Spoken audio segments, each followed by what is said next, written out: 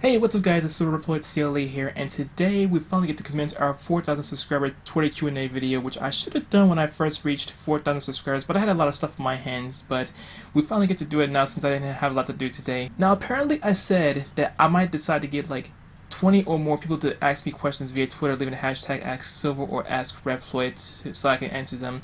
But we got a huge load of questions so far, so it don't have to be like 20 or above. It can be as many, however many questions are there before the deadline for the Twitter Q&A video. So let's go ahead and get started. And as you can see, you might think that I'm sounding like Scarce, but it might not be legit Scarce's voice. Please make sure you subscribe to Scarce, and let's get started with the Twitter Q&A video.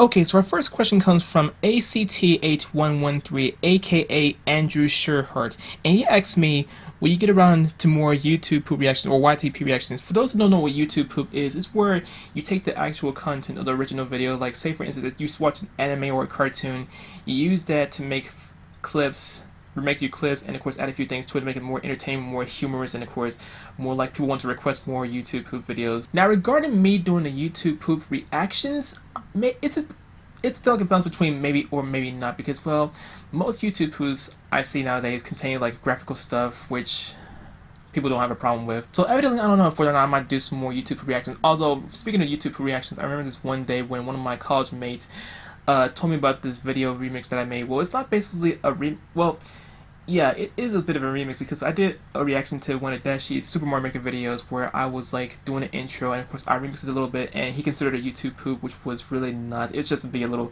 fun because well, I remixed a little bit, like do a little dubstep, and of course add my little mixtape to it. Although I don't feel humiliated showing this clip. Just watch this, guys. Nearly Super Mario Maker video lasts for 20 minutes on a dot dot dot dot dot dot dot dot dot dot dot dot dot dot dot dot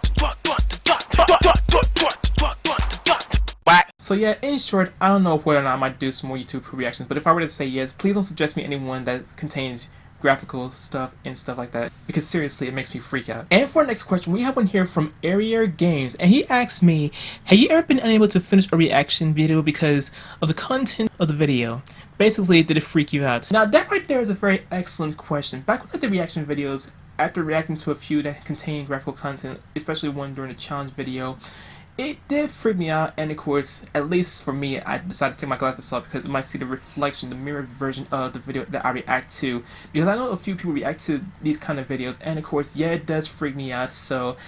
But no, well, some tell me whether or not to finish the video that I react to that contains like freaky content and stuff like that. However, it may come to the point where YouTube would actually, if I were to do a reaction of those kind of clips right now or a few times, like each and every day, I don't know, but if I were to do more of those clips, YouTube would actually take it down and of course give me a community guideline strike, and of course mark it as spam. Well, not basically mark it as spam, but just like flag it, you know? But thanks so much for submitting your questions to me, Arier Games. I really appreciate the question. Shouts out to you. And for our next question, we have one here from one of my favorite gaming YouTubers named Retro Game Players. And as you can see right there, there's a Sonic float, a Sonic the Hedgehog float, and it looks pretty awesome. And that goes to show you how much I love Sonic a lot, and of course I love Sega, the manufacturer. Getting back to his question, he asked me, hey Super Reploid, what is your favorite Sega Genesis game? And that right there is kind of a laborious question, Retro Game Player, because well, I played numerous Sega Genesis games, and of course a lot of them made my childhood despite Sonic the Hedgehog, because each time I start up Sonic the Hedgehog, I always hate how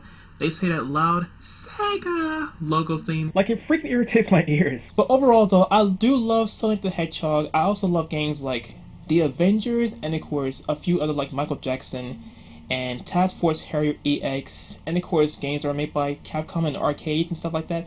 I love most of those games made by Sega. But if I were to choose one though, on the Sega Genesis console, I think it would be just Sonic the Hedgehog though. And for the next question, we have one here from Bruno Zillan, and he asked me, how did you come up with Ayers McCloud, your OC for the BlazBlue series? Okay, so here's the thing. Back when I played Mugen, I had this BlazBlue character. Now this is like Jin Kisaragi from BlazBlue. Needless to say that he's from BlazBlue, but that's who I played as the first BlazBlue character for Mugen, and he was Japanese.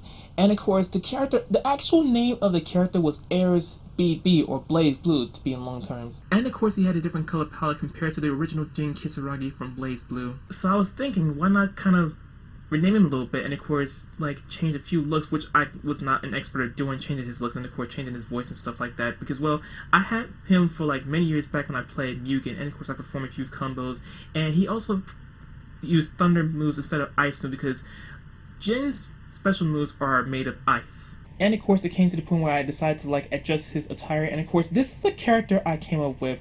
Well, you might see that he looks like Yu Narukami from Persona 4 Arena, but that's who I was picturing him as, with the sapphire gauntlet on his left arm and of course the sword on his right hand. And his drive would be elemental. So after imagining heirs, I decided to also make him like he has an awakening form like Tsubaki Yayoi from BlazBlue, and he would be named Shinken because that's his Natsume Taurus that I made for him.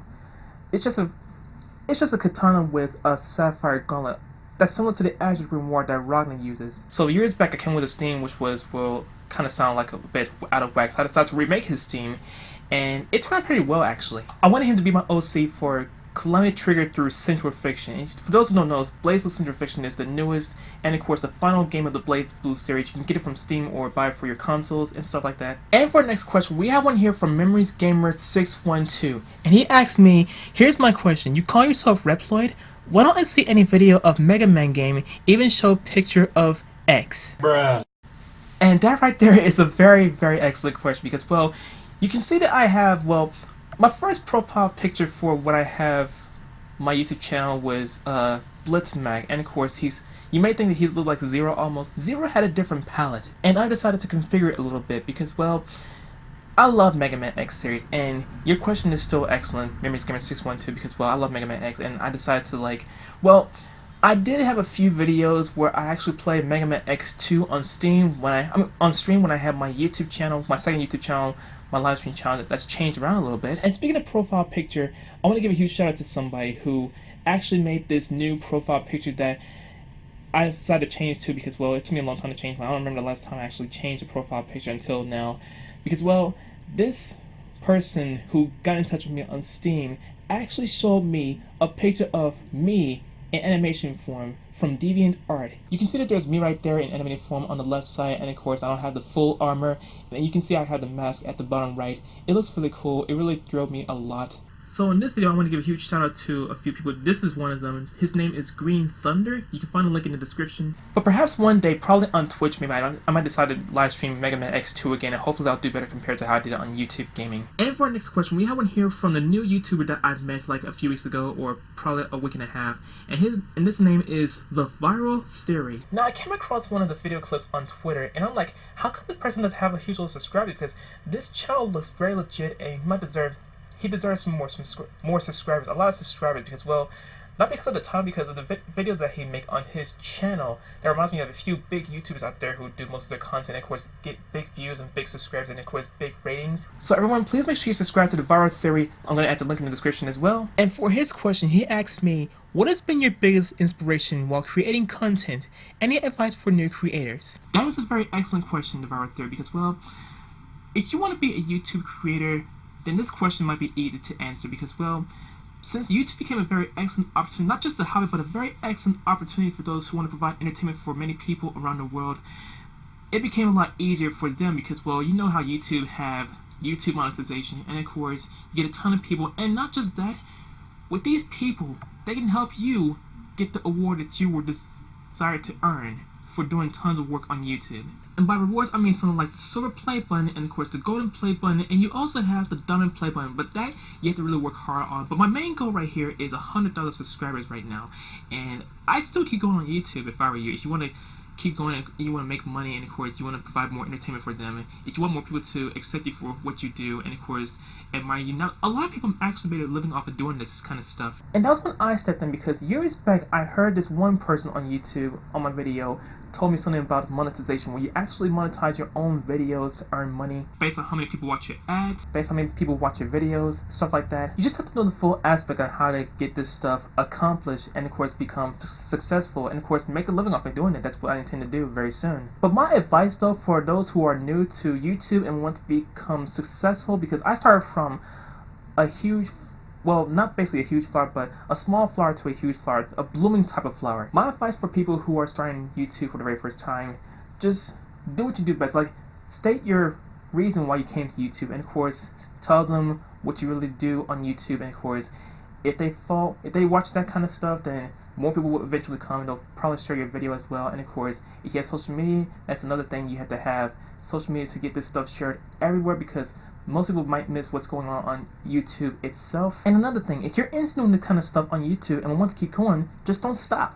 About a few years ago, I had 100 subscribers, and it's been 2 years since I've actually stepped up to over 4,000 subscribers, and we're getting close to 5,000. Well, actually 4,500 subscribers, and we're getting close to 5,000 subscribers. And when I get to 5,000 subscribers, I'm not gonna do just a challenge video. I'm gonna step up my game on YouTube because I decided to join a platform, and by platform I mean like a sponsorship type of platform, like FameBit for instance, or if you have Social Blade. I mean, if you want to go for Social Blade, like go for sponsors, but don't go for YouTube networks because they will charge you a bit of your ad revenue, and it really sucks. I've been seeing reviews on people's videos talking about freedom, but in short, if you're into doing YouTube, just keep doing what you do. Never give up, step your game up, and make tons of changes so that way more people can come to your YouTube channel, and of course subscribe to you, and of course like your videos a lot, and of course make your ad revenue increase. And for our next question, we have one here from Laura, and she asked me, what is it like being known around the world?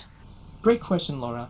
Now, despite me being on, well, okay, so needless to point out where I was actually interviewed on Archimedes News last year during PokeCon, it actually overwhelmed a lot of people because, well, I showed them in college the other day during my previous semester, and it's just insane. Now, being known around the world, like, if haters know you, then you probably feel uncomfortable because chances are I might do some crazy stuff to you, like send tons of hate to your videos and stuff like that. Or if a lot of people actually know you and of course love your videos, they will like run up to you, and if I were to run across many of my fans, I'll be like, it's a very excellent honor to meet you guys, and I really love how you guys lend your love and support to my videos no matter what I do. You accept people for what they do the best on YouTube or whatever way possible. Being known as an online YouTube star. Being a YouTuber has been a thrill for me. Many people say that it's a hobby, but it's actually a job because, well, there are a lot of things you can earn from it. And for our final question, well, it's not basically the final question, but we got two more from the same person. Well, one person. And this is from Juggy for Life. Her name is actually Mika. Now, we associate with the McJugger Nuggets, well, not the official McJugger Nuggets, but a McJugger Nuggets fan group. It's known as the Juggy's Lounge. Okay, so she asked me, what was the most impressed scene in the Psycho series? Okay, now, I do feel a bit humiliated about the last Psycho video. Well, not the last Psycho video, but the other one where Psycho Kid kills his father. I was very overwhelmed. I thought this stuff was real because, well, McJugger Nuggets would never kill anyone on video. Like, seriously, I've just seen so much drama going on, like how Psycho Dad destroyed Uncle Larry's RV, or he destroyed Jesse's room in the Morton building, throwing his friend under the bus, which I still miss Corn being in the videos as a cameraman. Especially the most funny one where Uncle Larry actually drove a freaking truck into a swimming pool, causing a huge load of water to spill out of the freaking thing, like holy shrimp. However, getting back to your question, the most impressed scene during the Psycho series was when Jesse actually admitted the fact that the whole entire Psycho series was fake and it's for entertainment purposes. And like I said, even though some content is fake, it's still entertaining, depending on how entertaining that content is. And I can pretty much be certain that people have the same exact sentiment as I do because, well, I love YouTube, I really do, and I love how people like growing every day, like getting to 100,000 subscribers. Needless to point out the 100,000 subscriber part out, but I just love how people do their thing. They be creative. Now, years back, Jesse did a lot of skits, and I've seen a few of them, like 100,000 game points or everyday situations, for instance. That series, it really thrilled me a lot. But in the epilogue of that last video that he had, Psycho Kid Flees Country, that they actually made up, and Psycho Dad and McJugger Nuggets hug each other, and they really love it. That's why I say that's a great family. And of course, based on my humiliation, I decided to do a short apology video despite that rant video I did, and I also reacted to the Psycho Kid Kills Father video. But after those two, that's when I did the apology video, because I did see the Psycho Kid Flees Country video, and it was really insane. It was really heartwarming, and I thought he was legit through with YouTube, which he wasn't, because, well, I did see the annotation where he said subscribe for more, meaning that he had some more stuff up his sleeve. And the last question we have here from the same person, she asked me, Psycho Series 2, what do you think about the sequel? Well, I kind of miss the old Psycho series, like the very first one where Psycho Dad destroys Xbox 360 after Jesse disrespected his dad from playing Xbox on the big TV in the living room, like throwing it in the fireplace and tossed it outside during a few Christmases ago. I also missed a few other videos where he like destroyed the TV. Well, Jesse destroyed the TV, and the most funniest one was when Psycho Dad destroyed Big Brother's Halloween party. Now, like, holy shrimp, he went ape crazy in the Hulk costume. And of course, there's also where he busts on the door, and of course, destroyed his Wii U during his birthday, which I still intend to get for my birthday this year, actually. But yeah, I said that the Cycle series, the sequel to the Cycle series is okay, based on the role reversals and of course the other stuff that went on, like the Cycle family golfing, and the sort of other stuff like that, destroying the Nintendo Switch.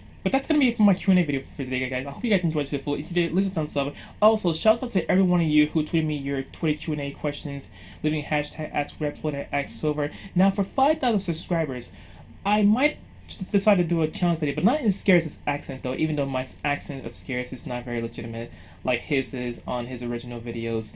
But once again, shout out to you, Scarce, for being an awesome news YouTuber, and I'll see you guys later. Peace.